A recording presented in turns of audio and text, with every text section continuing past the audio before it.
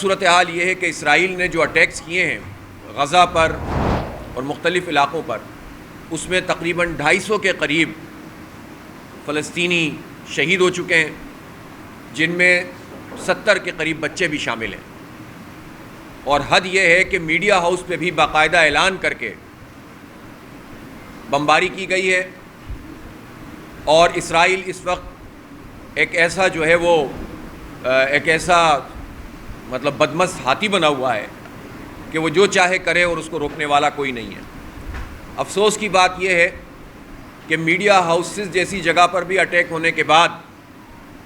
امریکہ نے اور مغربی اقوام نے اس طرح سے اس کی مذمت نہیں کی ہے سرکار کی سطح پر کہ جو مذمت بنتی تھی۔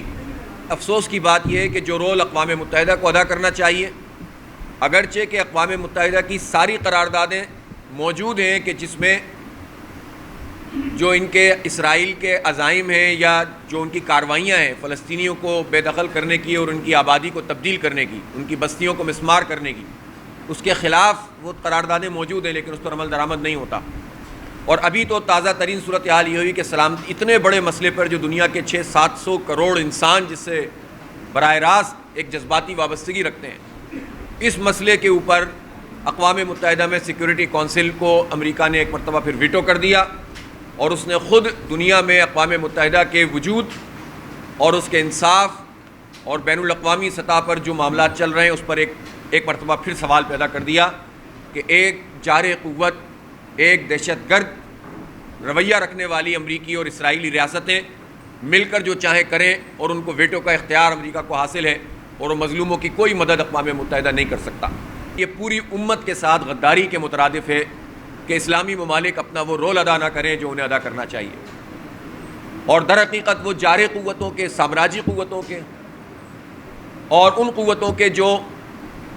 اسلام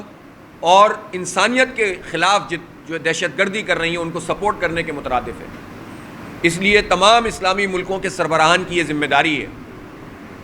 کہ وہ سامنے آئیں، صرف مذمتی قرارداد نہیں، سفارتی، اخلاقی اور عسکری مدد ان مظلوم مسلمانوں کے لیے اور ان مظلوم فلسطینی عوام کو پیش کریں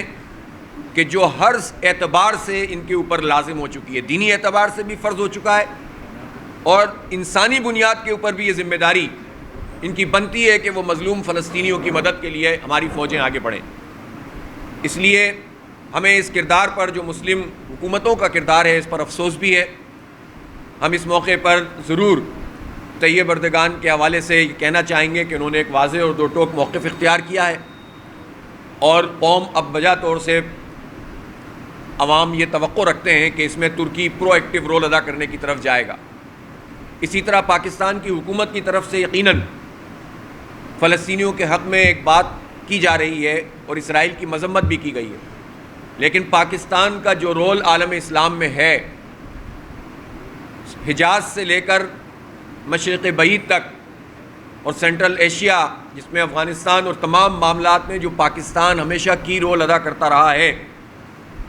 اس اعتبار سے صرف قراردادیں پاس کرنے سے اور بیانات اور ٹویٹ کرنے سے مسئلہ حل نہیں ہوگا، بلکہ ہم اس وقت یہ بھی کہنا چاہتے ہیں کہ اس وقت تو ہونا یہ چاہیے کہ وزیر اعظم کو نہ صرف یہ کہ وزرائے اعظم کا مسلم ممالک کے اجلاس بلانا چاہیے، بلکہ جس طرح مختلف مواقع پر افواج کے سربراہان میٹنگز کرتے ہیں،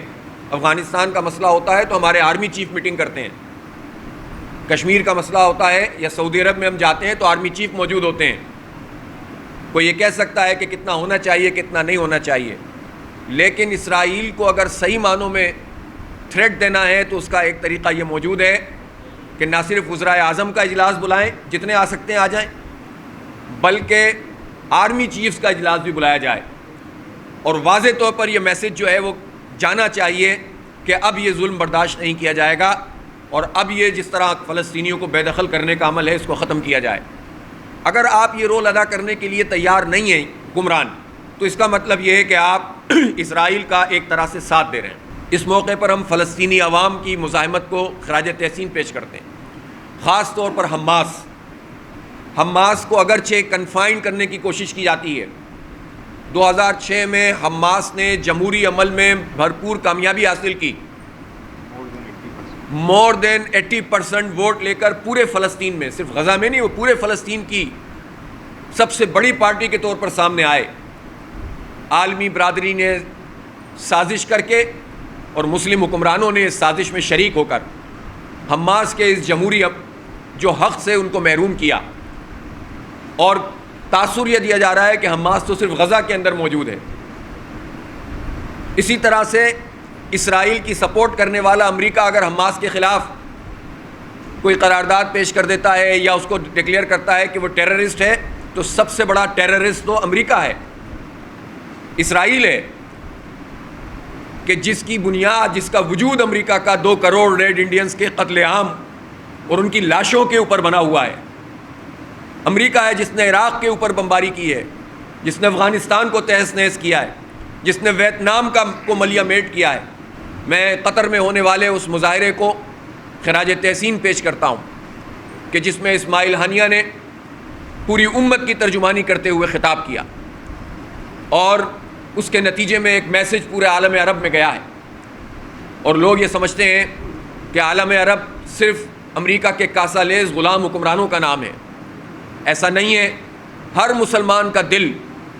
مسجد اقصیٰ، بیت المقدس، حماس کی مزاحمت اور ان بچوں کے ساتھ ہے کہ جن کو اوپر جو ہے وہ شب خون مارا جاتا ہے اور جن پر بمباری کی جاتی ہے۔ اس لیے ہونا یہ چاہیے کہ حماس کے ساتھ اور مزاحمتی فورسز کے ساتھ پورا تعاون کیا جائے۔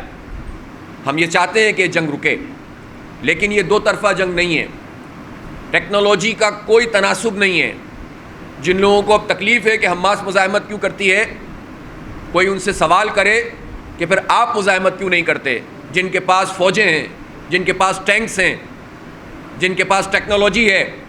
ٹیکنالوجی کے مقابلے میں پھر ٹیکنالوجی سامنے کیوں نہیں آتی ہے؟ جب وہ نہیں آتی تو پھر ایمان ٹیکنالوجی کو شکست دیتا ہے، اور شکست دے رہا ہے، پہلے بھی دی ہے اور اب بھی دے رہا ہے، اور انشاءاللہ اسرائیل کو اب بھی منہ کی کھانی پڑے گی۔ امیر جماعت اسلامی پاکستان سراج الحق صاحب نے فلسطین فنڈ کا بھی اعلان کیا ہے، اور پورے پاکستان میں عوام کے اس رد عمل کو چینلائز کر کے ایک مزاحمتی قوت کے طور پر ابھرنے کے لیے جمعے کو یوم احتجاج، اور پھر اس کے بعد اتوار کو یعنی 23 تاریخ کو کراچی میں شارع فیصل پر ایک بہت بڑا فلسطین مارچ ہوگا انشاءاللہ۔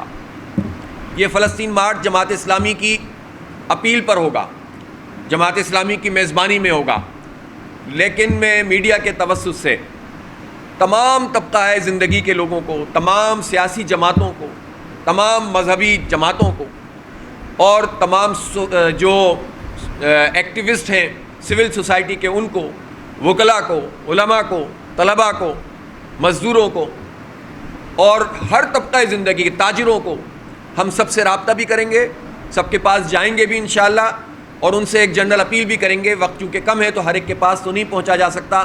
لیکن ہم سب سے اپیل کرتے ہیں کہ میزبانی جماعت اسلامی کی ہے، یہ مارچ فلسطین کا مارچ ہے اور یہ مارچ پاکستان کا مارچ ہے۔ تو پاکستان میں موجود سب لوگ، اور کراچی چونکہ عالم اسلام کا سب سے بڑا شہر ہے، تو میں کراچی کے لوگوں سے یہ اپیل کرتا ہوں کہ وہ اس مارچ کو پوری دنیا میں ہونے والے مارچ میں سب سے بڑا مارچ بنائیں۔ ہماری پاکستان اسلامک میڈیکل ایسوسی ایشن جو پیما ہے، اس نے بھی یہ اعلان کیا ہے کہ اگر ہمیں موقع ملے تو ہمارے ڈاکٹرز غزہ میں جا کر لوگوں کا علاج کرنا چاہتے ہیں۔ تو ہم یہ سمجھتے ہیں کہ تمام ڈاکٹرز ہی اس طرح کا جذبہ رکھتے ہیں، ہمارے لیے راستے کھولے جائیں تاکہ ہم اپنے بھائیوں کی مدد کریں، لیکن انشاءاللہ جو مالی اعتبار سے مدد ممکن ہے ہم فلسطین فنڈ کے ذریعے سے ان کی کریں گے۔